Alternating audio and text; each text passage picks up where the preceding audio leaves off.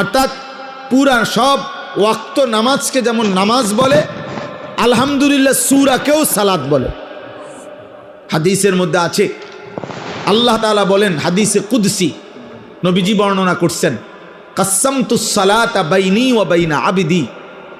আল্লাহ বলছে সালাতকে, নামাজকে আমি আমার মাঝে আর আমার বান্দার মাঝে ভাগ করে নিয়েছি। এখানে মুহাদ্দিসিনে কেরাম বলে এখানে সালাত বলতে সূরা ফাতিহা উদ্দেশ্য। সূরা ফাতিহাই আল্লাহ বলছেন আমি আমার বান্দার মাঝে আর আমার মাঝে অর্ধেক অর্ধেক করে ভাগ করে নিছি। সূরা ফাতিহার মধ্যে মোট 7টা আয়াত, এর মধ্যে অর্ধেক অর্ধেক 3.5 3.5। আল্লাহ বলছে প্রথম 3.5 শুধু আমি আল্লাহর জন্য, পরের 3.5 আমার বান্দার দোয়া, যেটা আমি তাকে দেব, আমি তাকে দেব। আলহামদুলিল্লাহি রাব্বিল আলামিন, এটা আমার বান্দা আমার জন্য বলেছে। আর রহমানির রহিম, এটা আমার বান্দা আমার জন্য বলেছে। মালিকি ইয়াউমিদ্দিন, এটা আমার বান্দা আমার জন্য বলেছে। এলো 3 আয়াত। ইয়াকা না'বুদু, এই অর্ধেক, এটা আমার বান্দা আমার জন্য বলেছে। আল্লাহ বলেন আমারটা আমি নিলাম বান্দার পক্ষ থেকে, ও আমার প্রশংসা করছে, ও আমার যা বলার বলছে। এবার আল্লাহ বলেন বান্দা তোমার কি কি লাগবে তুমি সেটা বলো।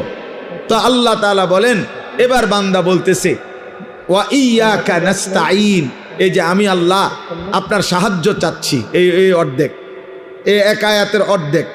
এরপরে ইহদিনাস সিরাতাল মুস্তাকিম, আমি সরল সঠিক সিরাতে মুস্তাকিম, হেদায়েতের রাস্তা, জান্নাতের রাস্তা, সফলতার রাস্তা চাচ্ছি।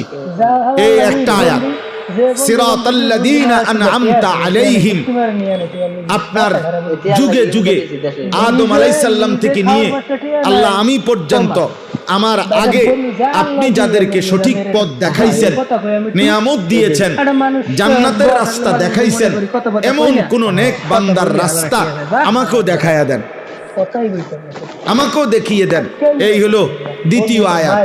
তৃতীয় গায়রিল মাগদুবি আলাইহিম ওয়ালাদ-দাল্লিন, এই তৃতীয় আয়াত। আল্লাহ আপনি যাদের উপরে রাগ করেছেন, আপনার গজব যাদের উপরে, এমন নাফরমানের রাস্তায় আমারে নিয়েন না। ওয়ালাদ-দাল্লিন, আল্লাহ যারা পথভ্রষ্ট, আপনার পথ পায় নাই, আখিরাতের পথ পায় নাই, দুনিয়া তো ভোগ করে কিন্তু না আপনাকে চিনে, না আখিরাত চিনে, না জান্নাত চিনে, না জাহান্নামকে ভয় করে, এমন জীবন, এমন পথভ্রষ্ট নাফরমান, হ্যাঁ, এদের রাস্তায় আমারে দিয়েন না। এই হলো 3টা আয়াত। আর হইলো ওয়া ইয়াকা নাস্তাঈন অর্ধেক, তো কত হইলো 3.5। আগে কদ্দুর 3.5। এই 3.5 বান্দা নিজের জন্য, আমার জন্য আমি আল্লাহ চাইছি। আল্লাহ ওয়াদা দিছেন আমার যে বান্দা সূরা ফাতিহার পরের 3.5 দিল থেকে ইখলাসের সাথে যদি সত্যি আমার কাছে সেগুলো চায়, বলি আবদি মা সাআলা, আমি ওয়াদা দিলাম যা চাইছে বান্দা আমি তাই তাকে দেব, তাই দেব।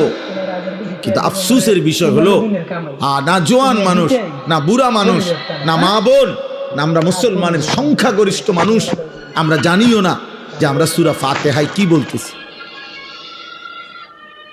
কি বলতেছি। অসংখ্য মুসলমান 40 বছরের ভিতরেও কোনোদিন ভাবেও নাই, একদিন কোনো হুজুরকে, কোনো আলেমে দ্বীনকে জিজ্ঞাসাও করে নাই, বুঝতেও চায় নাই যে হুজুর ব্যাপারটা কি। আলহামদুলিল্লাহ সূরা এতবার পড়ি কেন, এতবার বলি কেন, আল্লাহ আমার কাছে কি চাচ্ছেন এখানে, আমি বা কি বলছি এটা দ্বারা। কমপক্ষে যারা নামাজি তাদের তো ভাবা উচিত, তাদের তো ফিকির করা উচিত, তাদের তো এটা বোঝা উচিত যেন প্রতিটা বাক্য উচ্চারণ করতেই আমার কলিজার মধ্যে ভাইসা ওঠে আমি কি বলতেছি। আলহামদুলিল্লাহি রাব্বিল আলামিন বলতে আমি কি বলতে চাচ্ছি, আর রহমানির রহিম বলতে আমি কি বলতে চাচ্ছি, মালিকি ইয়াউমিদ্দিন বলতে আমি কি বলতে চাচ্ছি। এটা যদি আমার কলিজায় না ভাসে, আমার দিলে যদি না আসে, তা আমি কি পড়লাম।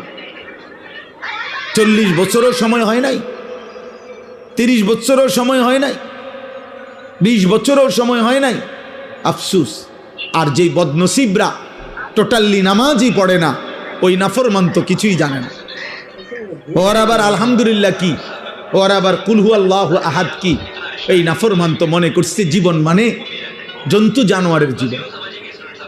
যেই সমস্ত ছেলে পেলে তোমরা কোনো নামাজ পড়ো না, মনে রাখো আব্বা, তুমি কখনোই, তোমরা যারা নামাজ পড়ো না, যাদের কপালে সেজদা নাই, প্রিয় সন্তান মনে রেখো, তুমি কোনোভাবেই, মুসলমান তো দূরে থাক, মানুষের জীবনও এটা নয়, এটা নিশ্চিত কোনো হাইওয়ান, কোনো জানোয়ার, কোনো নাফরমানের জীবন, জানোয়ারের জীবন।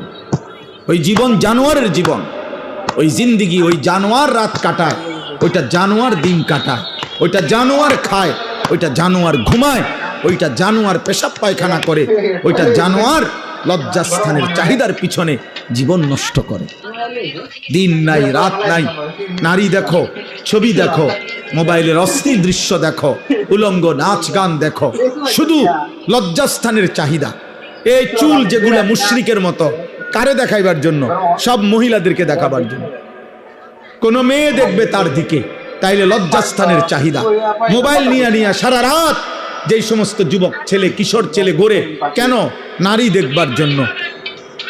দিবানিশি আল্লাহর একটা সেজদাও দেয় না, পথে পথে অসৎ বন্ধুদের সাথে ঘোরে, কেন? নারীর চাহিদা, লজ্জাস্থানের চাহিদা। আরে কাপুরুষ, তুই পেশাবের রাস্তার কাছে হেরে গেলি বেটা, কাপুরুষ বেটা, কাপুরুষ বেটা, আত্মসম্মানহীন বেটা। জানোয়ারও বেটা এত নিকৃষ্ট হয় না বেটা। জানোয়ার এজন্য সেজদা করে না, তাকে আল্লাহ হুকুম দেয়নি। কুত্তা এই জন্য সেজদা করে না, কুত্তাকে আল্লাহ সেজদা দিতে বলে নাই। শুকর এই জন্য সেজদা করে না, শুকরকে আল্লাহ নামাজ পড়তে বলে নাই। বিড়াল এই জন্য সেজদা করে না, বিড়ালকে আল্লাহ সেজদা দিতে বলে নাই। গরু এই জন্য সেজদা দেয় না, গরুকে আল্লাহ সেজদা দিতে বলে নাই। ছাগল এই জন্য সেজদা করে না, তাকে আল্লাহ ছাগলকে সেজদা দিতে বলে নাই।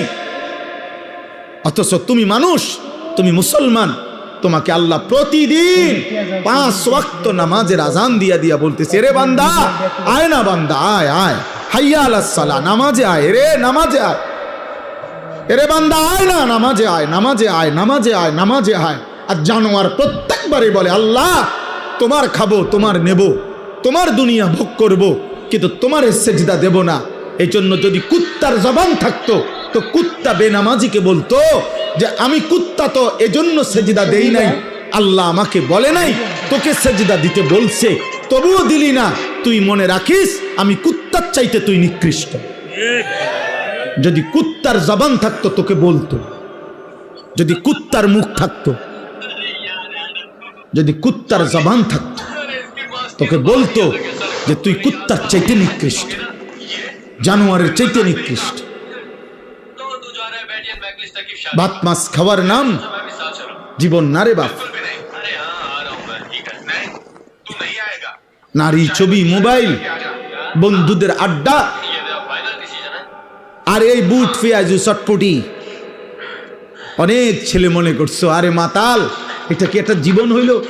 সারাদিনে কি করছো? মোবাইল টিপছি। আর কি করছো? বুট খাইছি।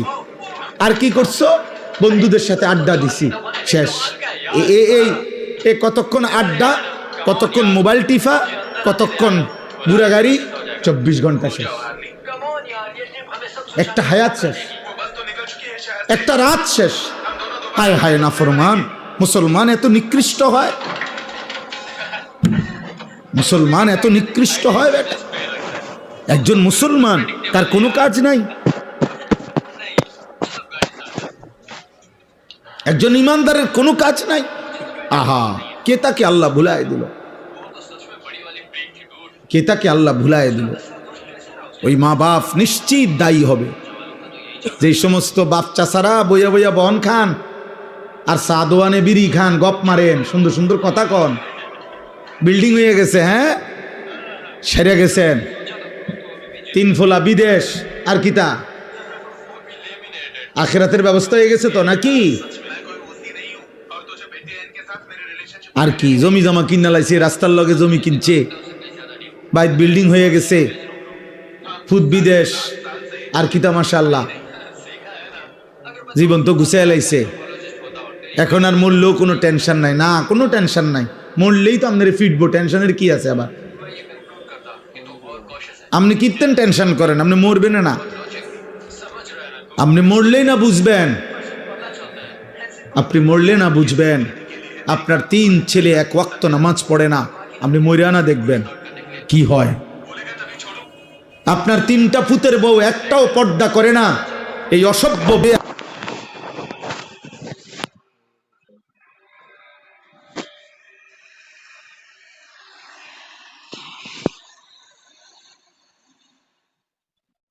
अजीब गाड़ी थी ना। हाँ